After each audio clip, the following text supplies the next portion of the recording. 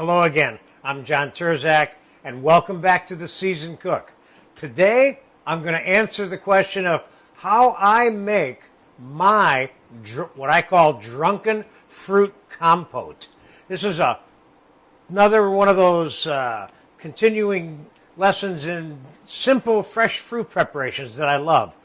So what I'm starting out with here is about a cup of raspberries, a cup of blueberries, a cup of strawberries that I cut in half, and a cup of sliced fresh peaches. And I'm going to start by, when I say drunken, I mean drunken. I'm going to start by putting a cup of Madeira wine, that's rainwater, and I'm going to put about a quarter of a cup of white creme de menthe in here. I'm going to put about 2/3 of a cup or a half a cup of orange juice in here. And I'm going to put some orange zest in here. Probably about half of this orange. This is a nice big orange. Could you put lemon zest in here? Yeah. Are there other fruits you can use for this? Generally speaking, I've tried many other fruits with this formula, and this combination here seems to work the best. In a couple of restaurants that I've had, I've made this in bus pans and served it, and people love it. It's a great summer item. And we're going to serve it today in a little bit of a wine goblet glass in the form of a dessert. Part of the reason I'm serving it in a wine goblet glass is because it's got so much wine, and you can drink that at the end of that, you see? So I'm going to mix this together. It just doesn't take a lot of work to do this now. Let's just see what that tastes like before I decide. I think it needs a tiny bit of simple syrup. So I'm going to put, I don't know, maybe a quarter cup in there. So there is the marinade. Let's just give that another quick taste. That's good for me. Now I'm going to plastic wrap this and put it in the fridge for about an hour and a half, hour.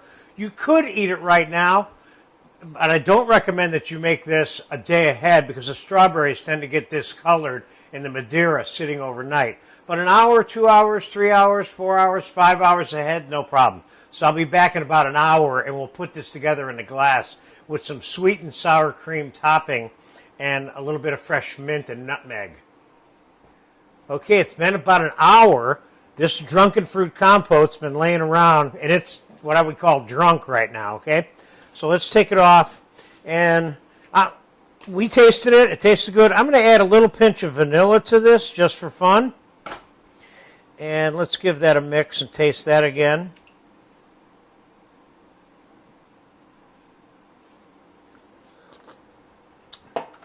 Nice, nice, nice. Okay, let's get some of this into a wine glass.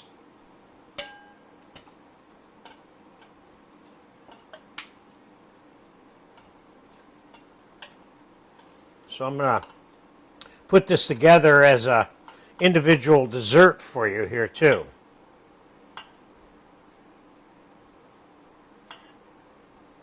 So you want to make sure there's some booze in there so that there's something to drink after you get through eating the fruit. So let's take, I got a cup of sour cream here. I'm going to sweeten it up with a little bit of granulated sugar. Not much. A couple of tablespoons is all it needs. Theoretically, you could put it on there unsweetened and it would still be good, but I think a little bit of sugar is helpful.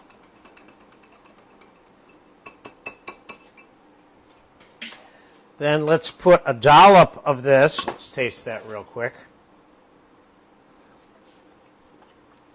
Beautiful. Let's put a dollop of that sour cream on top. That's probably enough. I'll put another smidgen on there.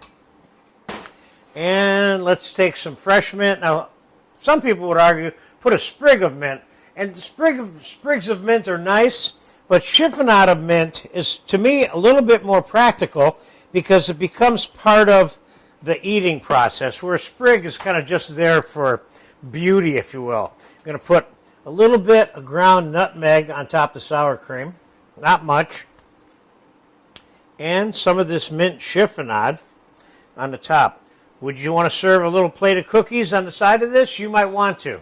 So there you go. There's my drunken fruit compote, as I've come to call it, because you can drink it after you eat it. Enjoy this if you get a chance.